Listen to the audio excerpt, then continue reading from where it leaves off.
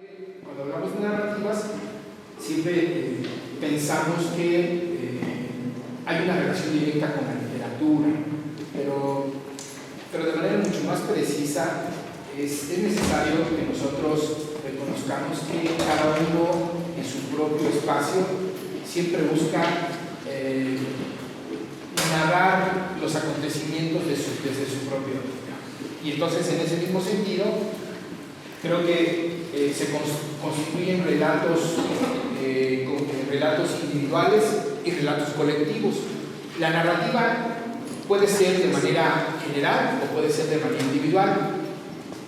Por la formación que su servidor tiene, yo trato la narrativa desde un punto de vista comunitario. Es decir, si bien me interesa cómo narran los acontecimientos los sujetos, los individuales, me interesa más cómo los narran de manera colectiva. Parece curioso porque algunos dirían, bueno, ¿cómo es que entonces uno puede encontrar esa relación entre una narrativa individual a una narrativa colectiva o comunitaria, como yo le llamo? Pues simple y sencillamente a través de un eje. Ese eje se llama los imaginarios. Los imaginarios es el sistema de creencias en el cual nosotros operamos constantemente. Es decir, siempre nos ponemos en relación con los acontecimientos y con el otro en función de nuestros imaginarios. El imaginario funciona como un mecanismo de carga subjetiva y que tiene siempre a la espera de lo que piensa el otro. Es decir, nosotros siempre configuramos cómo serían los escenarios en determinados acontecimientos. Podríamos pensar en términos estrictos que muchos de nosotros operamos con base en los imaginarios para poder relacionarnos más adelante. Por ejemplo, cuando muchos de ustedes decidieron estudiar la carrera, lo decidieron fundamentalmente en términos de una proyección hacia el futuro, pero partieron de un presente que les, digamos, era profundamente intermitente. Esa relación entre el presente y el futuro es como se va constituyendo el imaginario, es decir, lo que yo soy y lo que espero hacer. Y lo que espero hacer, pues es una gama infinita de posibilidades. A reserva de lo que muchos autores, y son varios los que tratan del imaginario, aquí vamos a tratar el imaginario como ese sistema de creencias que contiene muchas de las relaciones que se tejen al interior de una comunidad, particularmente rural. Con esto quiero decir que no necesariamente en las comunidades rurales están los imaginarios planteados a flor de piel, sino en varios escenarios. Entonces, es un concepto, si ustedes lo quieren, muy volátil, porque tampoco no es fácil aprenderlo como tal. De hecho,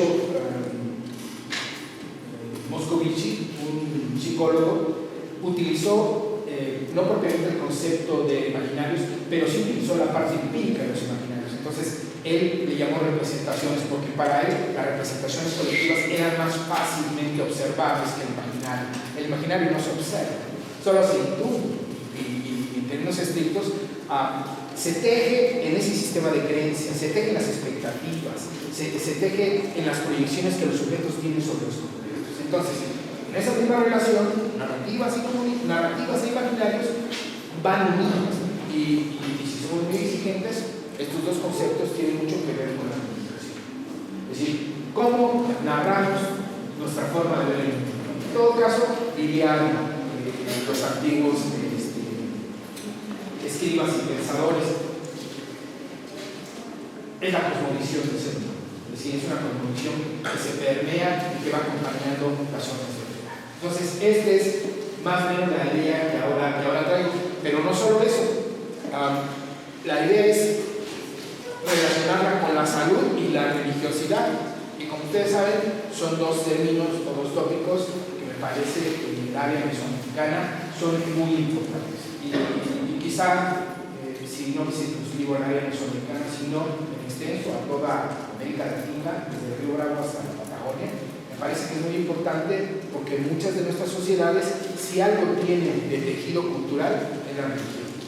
Y sobre todo esa conexión con la salud, esa conexión entre la tierra y la conexión entre el hombre y los elementos naturales, ¿no? En un asunto de constitución imaginaria. Entonces, esta es un poco la convocatoria, ese es lo que traigo para para poderlo discutir, para presentárselos a ustedes y digamos generar una discusión y que puedan ustedes, si es el caso por supuesto, desarrollar algunas ideas en este proceso. Entonces, de eso es.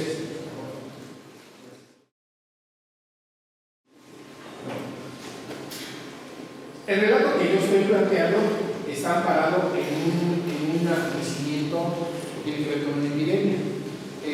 Si todos recordamos el concepto de epidemia, extraído directamente de esto.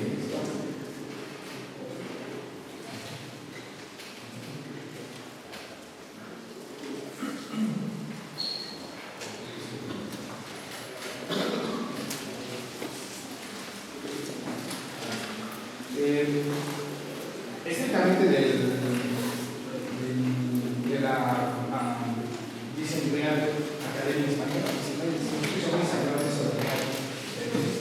de la Academia Española, establece que la enfermedad, es una enfermedad que se propaga durante un tiempo en un país y que se extiende a un número de personas. Ese es un epidemia.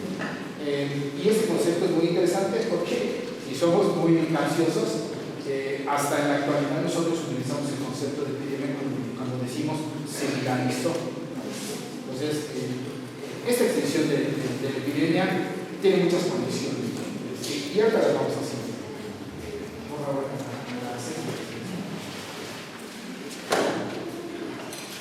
entonces, en esta idea, yo planteo que hay un relato comunitario que teje la epidemia y asimismo la sanación. Esta relación de salud y enfermedad siempre constante, por lo menos en los pueblos originarios. Y debo decir que en buena parte también de la humanidad hay una relación permanente entre la salud y la enfermedad. Es decir, para obtener la salud se tiene que estar enfermo. Y en términos estrictos, si no se está enfermo, no se adquiere salud. Y de la otra parte, si tiene salud, hay una relación directa entre la enfermedad. Por lo tanto, la relación entre salud y enfermedad es una relación continua, es un continuo. Y aparentemente uno podría pensar que el ser humano, entre más sano esté, es cuando menos enfermedades tiene. Y lo cierto es que esto dista un poco de esta lógica, ¿no? Más bien, aquel que está sano es porque ha estado enfermo. De otra forma no podría conseguir la sanidad. Esta relación me parece muy interesante porque se tiene con las construcciones imaginarias de nuestra sociedad, evidentemente de todos nuestros pueblos mesoamericanos. Entonces, esta relación que yo estoy planteando se coloca como un acto fundante en una comunidad. La comunidad es una comunidad del sureste del Estado de México y nos plantea justamente cómo hay una relación, e inclusive en términos religiosos, que tiene que ver con un tiempo normal y un tiempo sagrado. Ahora, entonces, si relacionamos la epidemia con una enfermedad y, por supuesto, la sanación con la obtención de la salud, podemos entender que el tiempo normal es cuando el hombre o la comunidad está sana y el tiempo sagrado es cuando se enferma. Pero hay un proceso de liberación y este ejercicio siempre se produce con actos de carácter religioso. Ahora lo vamos a ver. Este acontecimiento se denomina encuentro y encuentra su registro en el día de la Candelaria, 2 de febrero. Debo comentarles por otro lado que el calendario mexicano curiosamente abre el 2 de febrero. El origen del calendario mexicano parte el 2 de febrero, pero para la lectura que estamos haciendo, digamos, mientras que para los documentos y los códices establecían que era el inicio del calendario mexicano, para nosotros llaman solo un mes en términos del calendario gregoriano. Pero resulta muy interesante cómo esta relación entre el encuentro y la relación que se teja al interior de una comunidad tiene mucho que ver con esta idea de las iglesias. Vamos a ver. Los hechos. Gracias.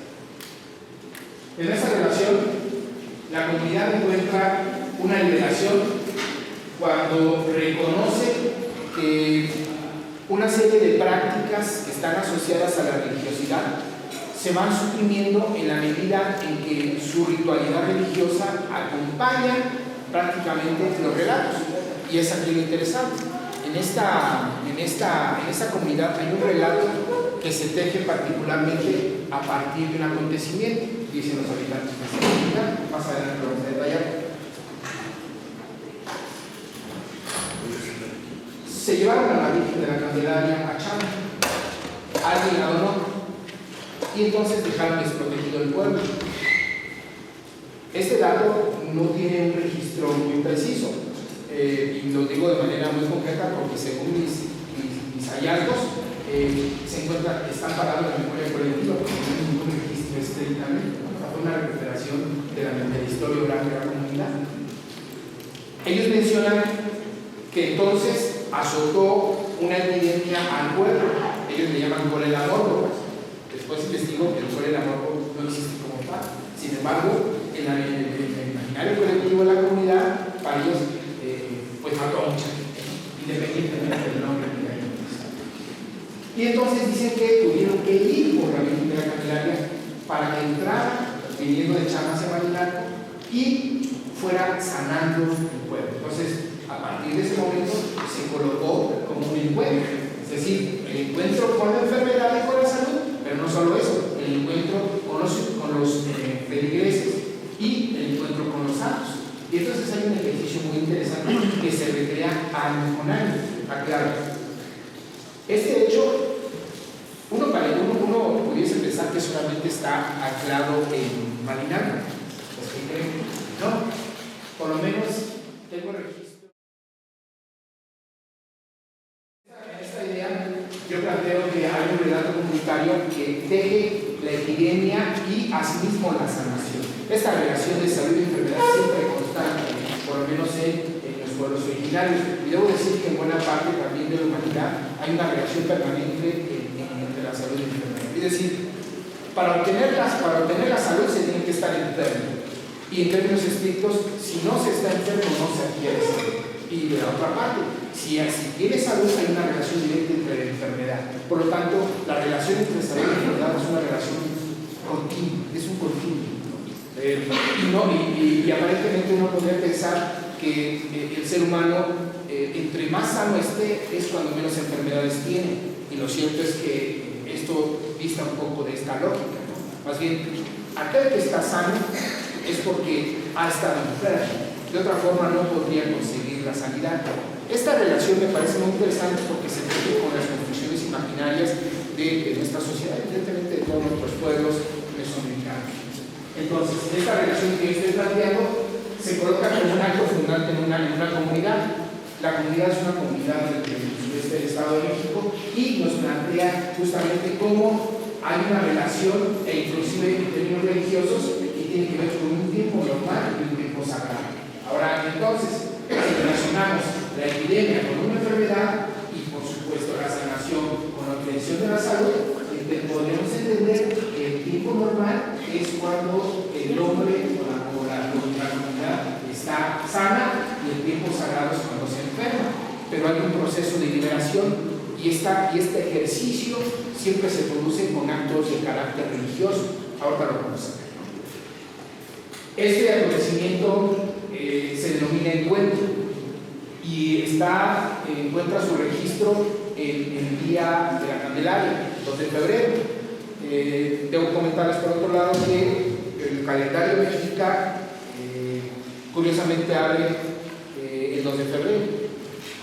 El origen del calendario mexicano parte el 2 de febrero, pero para la lectura que estamos haciendo, digamos, mientras que para los documentos y los códices establecían que era el inicio del calendario mexicano, para nosotros llaman solo un mes en términos del calendario gregoriano, pero resulta muy interesante cómo esta relación entre el encuentro y la relación que se teja al interior de una comunidad tiene mucho que ver con esta idea de las iglesias. Vamos a ver los hechos. Gracias. En esa relación, la comunidad encuentra una liberación cuando reconoce que una serie de prácticas que están asociadas a la religiosidad se van suprimiendo en la medida en que su ritualidad religiosa acompaña prácticamente los relatos. Y es aquí lo interesante. En esta comunidad hay un relato que se teje particularmente a partir de un acontecimiento, dicen los habitantes de esta comunidad. Más adelante lo vamos a detallar.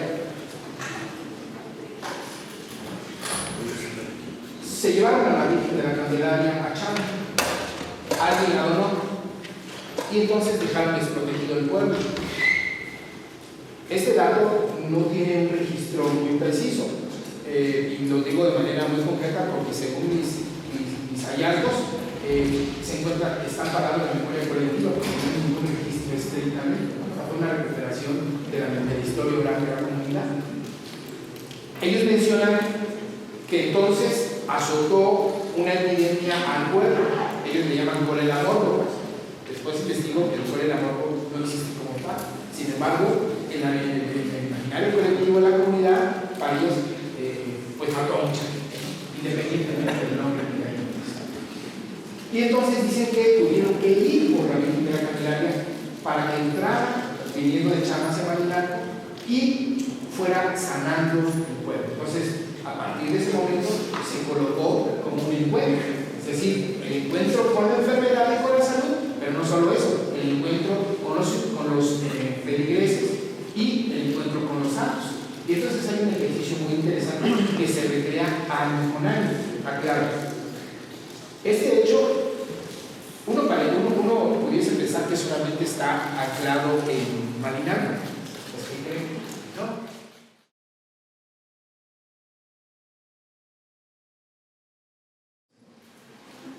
Tiene un nombre de lengua, pero bueno, la cruz de Pericón la colocan para sanar. Siempre San Miguel Arcángel va al frente y al cierre va la Virgen de la Candelaria hasta el final. Y van acompañando esa procesión. Esa procesión justamente inicia en las calles casi antes de la salida rumbo a Chalma. Recuperar esa construcción imaginaria de que la llevaron a Chalma y se la trajeron para que sanara. Entonces, esta práctica lleva más de 40 años realizándose de la misma forma. Entonces, hay una calle que le llaman Río Bravo. Llegan a eso de las 5 de la tarde y se empiezan a juntar. Es una procesión que dura más de 5 horas, ¿no? Empiezan y se van acomodando, y de ahí empiezan el recorrido hasta que pasan prácticamente por todas las cuadras de manera horizontal de Malinalco hasta que llegan prácticamente al lugar donde va a ser la celebración. Si por ejemplo el 12 de febrero siempre termina en el barrio de Santa María, sí. Pero cuando es la fiesta de Santa Mónica, llegan a Santa Mónica, es decir, hacen el recorrido y llegan al atrio de la iglesia de Santa Mónica. Exactamente así es. Y si ustedes miran aquí, pues ahí están los cargueros cargando las santas, ¿no? Y algunas no son de tamaños, digamos, homogéneos, algunos son más altos, todo depende también del cuidado de los propios mayordomos que le dan a las alcancías. Por favor. Esta es la Virgen de la Candelaria, como la ven está en lo que ellos le llaman alcancía, y encima en cada cuadro que se para la van aderezando con rosarios hechos de una diversidad de elementos. Ahí están cempasúchil, pero también lo hacen de algodones, lo hacen de galletas, etc. Y como se describe aquí, es una reunión de santos que representan las diferentes comunidades de la cabecera y aledañas. Aunque son 8 barrios, alrededor deben haber otros 8 más. Entonces, por eso la extensión de los santos es diversa, ¿no? Aquí yo registré solo 11, pero me tocó estar en una donde había 17 santos. Entonces, pero la vida es impresionante, porque más van acompañadas siempre por los mayordomos, y cada mayordomo prácticamente tiene que ir con alguien que es una vida impresionante. Ahora bien, esperan a la Virgen de la Candelaria para que compartan la tradición oral, viene el charla sanando a la población. Gracias. Ahora, ¿qué nos dice la gente? Me traje un poco las entrevistas para que ustedes interpreten un poco este tema. vienen a su encuentro para que se les conceda la sanación de la epidemia que asolaba a la población en épocas pasadas. Y esta es una entrevista a esta persona. Él dice que por cada barrio que iba pasando la Virgen de la Caminaria, la epidemia se iba quitando. Entonces ese origen se le toma como que es muy milagroso. Da esta recuperación. Por otro lado, este hecho también se convierte en aspiración y repetición de los actos religiosos que se llevan a cada lugar. Y según lo que nos dice el señor Vicente Parra, dice que a partir de ahí se consigue el milagro y es un regalo de la Virgen, de la Caminaria, a San Juan que ayudó porque anduvieron trayéndola en las casas, pero estaban enfermos y se iban aliviando. Entonces esa tradición se quedó y el 2 de febrero la procesión baja hasta San Pedro y San Pedro recorre la avenida Morelos con todas las imágenes. Esta es una recuperación, es un extracto de la entrevista a esta persona que pertenece al barrio de San Juan. ¿Qué es entonces este asunto de Cristo? Puede realizarse el primer viernes, el primer viernes de febrero o el 2, el 1 o el 2. De acuerdo con la clasificación del calendario azteca, ahí inicia el calendario azteca, pero para nosotros no, para nosotros el calendario gregoriano ya hubo un recorrido. Este imaginario social de la sanación es muy interesante. ¿Por qué razón? Fundamentalmente porque es un acto de recreación religiosa. Cuando digo recreación religiosa, es que se recrean constantemente estos actos festivos, una y otra vez. Y esto acompaña fundamentalmente a toda la tradición de particularmente cristiana. Así entonces, esto se vive en la memoria colectiva. Y la memoria colectiva no es otra cosa más que ese recuerdo vivo de lo que en algún momento esto representó un aliciente para la comunidad. Debo decir, por otro lado, que uno pensaría que solo participan las personas adultas. Pues no. Realmente quienes terminan organizando esto son jóvenes como ustedes. Es decir, y eso es mucho más interesante porque también se incorporan a la recuperación de la tradición. Entonces, y es permanente, una y otra. He trabajado esta referencia de los tiempos sagrados y los tiempos profanos. Me parece que ayudaría mucho a entender cómo se dan estas recreaciones y estas cargas simbólicas del encuentro. Para Eliade, él menciona que el tiempo mítico es cuando justamente se abre el encuentro, pero que se opone a un tiempo profano, que es la vida ordinaria esta que nosotros tenemos. Y él menciona que justamente este tiempo mítico arropa y sacraliza todos los actos. Por lo tanto, cuando están participando todos en el encuentro, prácticamente están convocados a un tiempo sagrado. Y entonces ahí prácticamente todos están en la competencia religiosa de acompañar y hay una sanación colectiva de este encuentro. Entonces, eso es muy interesante en esta relación. Por lo tanto, la relación del tiempo sagrado y del tiempo profano siempre es un continuo permanente y se abre por lo menos cada 2 de febrero o bien cuando hay una celebración patronal. Esta relación es muy interesante y es donde se conforma justamente el imaginario colectivo de la salud y la religiosidad. Por otro lado, esta repetición se convierte en un espacio sagrado que está cargado de hierofanía. El concepto de hierofanía es que es sagrado. Por lo tanto, todo acto que se haga ahí, todo acto, sea música, sea danza y sea alocución a los actos, está plagado de hierofanía.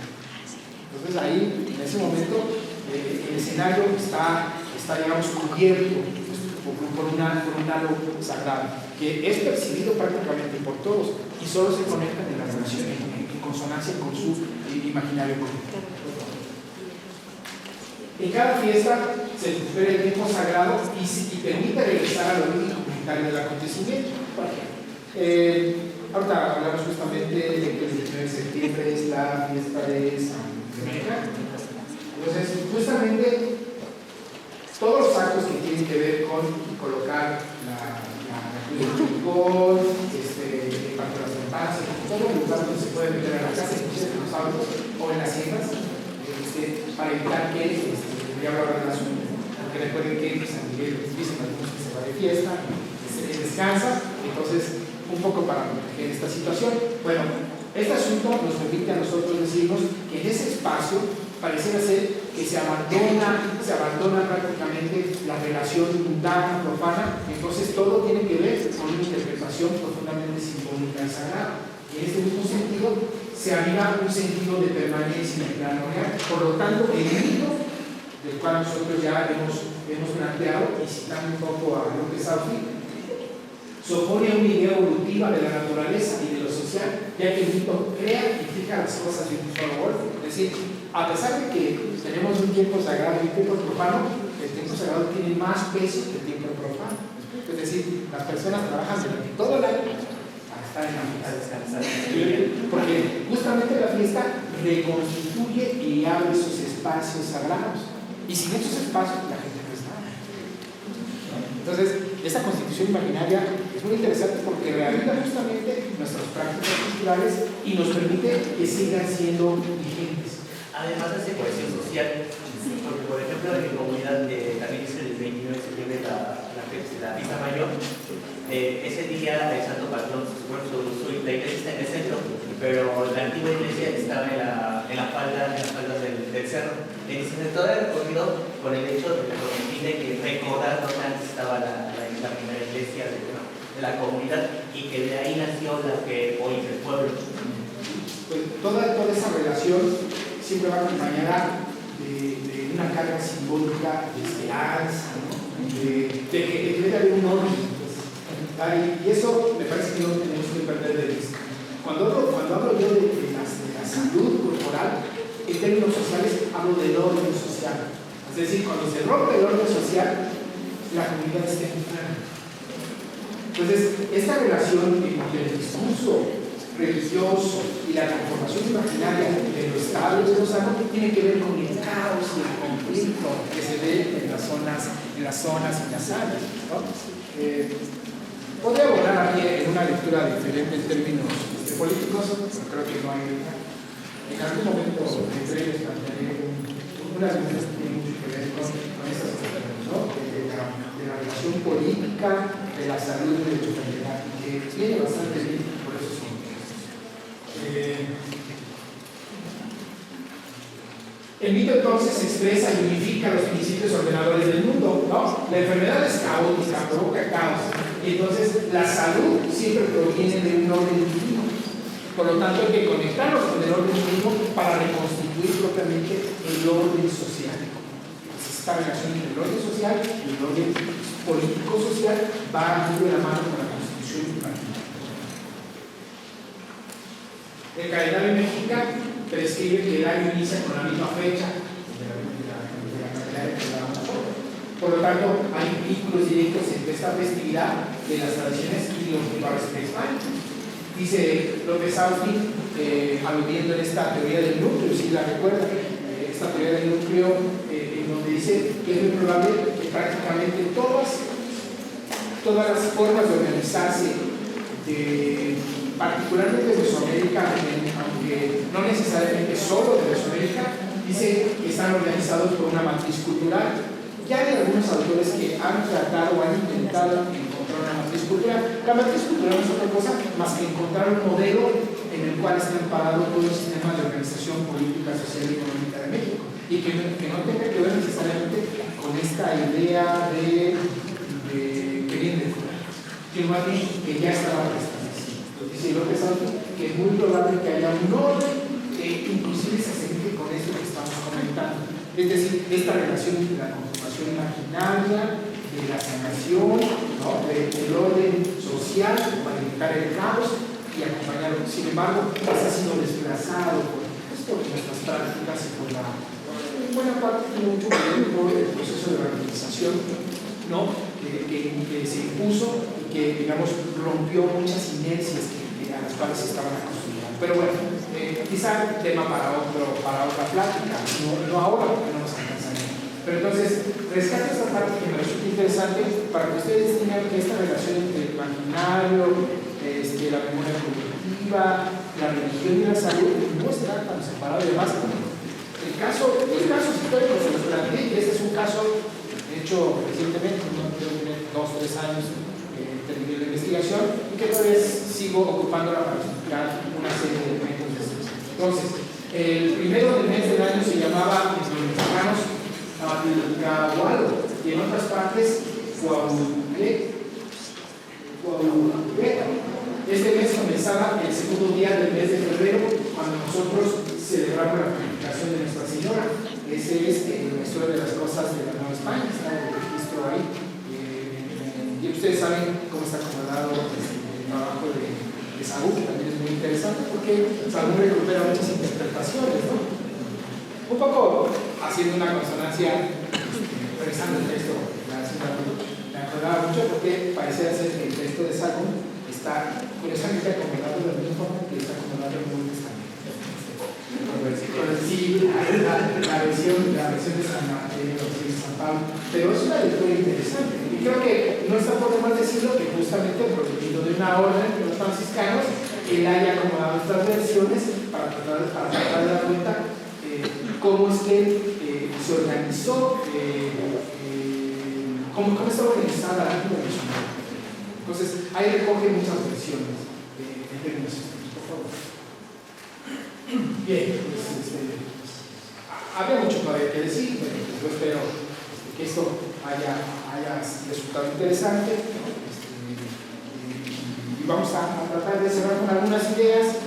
Puede que no sean las conclusiones finales, sean una serie de elementos. Seguramente las conclusiones ustedes podrán sacar mejores resultados, pero bueno, les comparto estas consideraciones finales. Primero, esta presentación es muy interesante porque nos permite entender y conocer cómo las prácticas religiosas forman parte de un todo social y que está vinculado a partir del imaginario comunitario. Ahí están los casos que les decía en el pasado y en el presente. Segundo, estas manifestaciones religiosas que se articulan a partir de un fenómeno epidémico son una respuesta al infortunio. Recuerdo por otro lado, y también esto es decirlo, casi siempre en la mayoría de las lecturas históricas, políticas, hay un dejo de fatalidad. Es decir, parece ser que la fatalidad siempre es permanente en todos los discursos. Y esa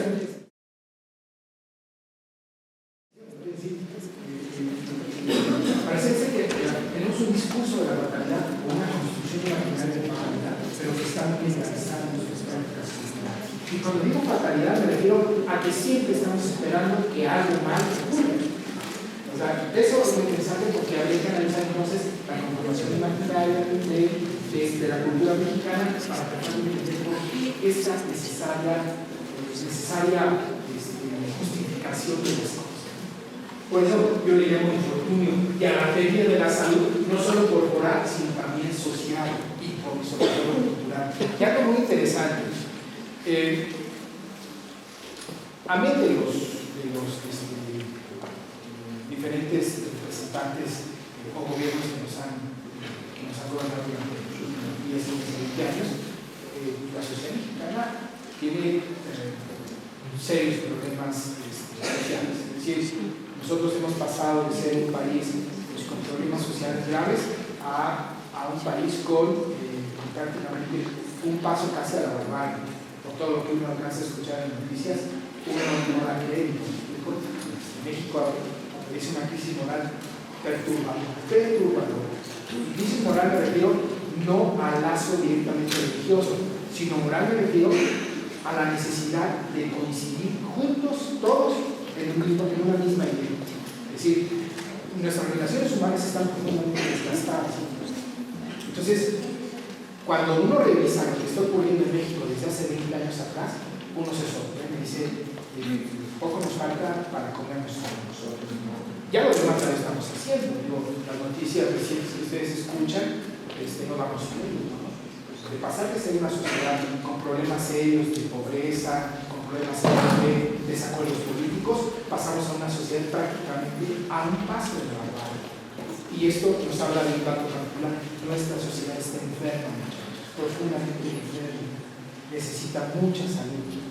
Y si me preguntan, ¿la salud de dónde va a provenir? Ayuda un poco estas prácticas colectivas, comunitarias, ayuda, pero no son suficientes. No son suficientes. ¿Qué se necesita? Es una buena pregunta. ¿Qué se necesita? Pues me parece que recordar que en buena parte somos seres humanos y estamos vinculados de una u otra manera los unos con los otros. Diría la teoría del caos, que el aleteo de una mariposa en otra parte del mundo puede producir un tsunami en otra parte. Entonces, si nosotros pensamos que lo que nosotros estamos haciendo está desvinculado, creo que debemos comenzar a pensar que todo lo que yo hago impacta directamente en el otro. Entonces, es necesaria una reconstrucción social, el tejido social. Y esto lo digo desde la academia, no en términos jurídicos, desde la academia. O sea, urge pensar cómo renovar el tejido, cómo reconstruir el tejido. Y si ese tejido tiene que ver con estas prácticas y con otras tantas, pues hay que empezar a hacerlas, porque, digo, lo que yo escuché la mañana acerca de los muchachos, digo, como los que hace 20 días escucharon, la verdad es que yo sí estoy completamente reconocido en todos esos significados. Digo, es una pena que estemos llegando a ese grado de descomposición social. ¿Y por qué traigo colación eso? Porque justamente yo estoy hablando de sanación, ¿no? De sanación y de religiosidad. Y cuando hablo de sanación y de religiosidad, no me refiero únicamente a la perspectiva religiosa, sino me refiero a todo lo que tiene que ver con la religión. Recuerden que el concepto de religión es religar, volver a Dios, eso significa esa relación. Y no necesariamente con las entidades divinas, a las cuales la mayoría pues tiene derecho a creer, sino me refiero a religar con nosotros mismos, volver a unir los lazos sociales. Creo que estas cosas y otras más son urgentes. Los estudios sociales tienen que ayudarnos a mejorar estas condiciones. O sea, no es solo para el bla, tienen que incidir en nuestras propias prácticas. Y a mí sí les comparto esto, porque sí es un poco, además de triste, pero no solo y les tengo que levantarse y decir, bueno, espero no encontrarme ni yo otro semblante con este pecado de la culpa. Pero bueno, por eso digo que la fatalidad nos inunda, ¿están de acuerdo conmigo? Pero hay que empezar a caminar en el mismo tema, empezar a hacer ejercicios de sanación, pero de sanación colectiva, fundamentalmente amparados en estos ejercicios de colectividad, colectividad con los actos humanos, con todos los actos. Entonces, para tratar de ir cerrando con este sentido, el arquetipo de la dignidad es el que estoy comentando, restaura el orden social a través de la relación de enfermedad, epidemia y salud y sanación. Y creo que eso, pues en todo caso, es muy interesante. Y pues bueno, habría que entonces establecer cómo el arquetipo del encuentro que yo les acabo de comentar restaura el orden social. Quisiera primero entonces decir que hay que ir al encuentro, no sé de qué, pero sí hay que ir al encuentro. Hay que ir al encuentro para poder restaurar este orden perdido y tratar de encontrar esa salud social que en gran parte necesitamos, y que estos ejercicios, estos acercamientos desde la antropología, desde la sociología, pues nos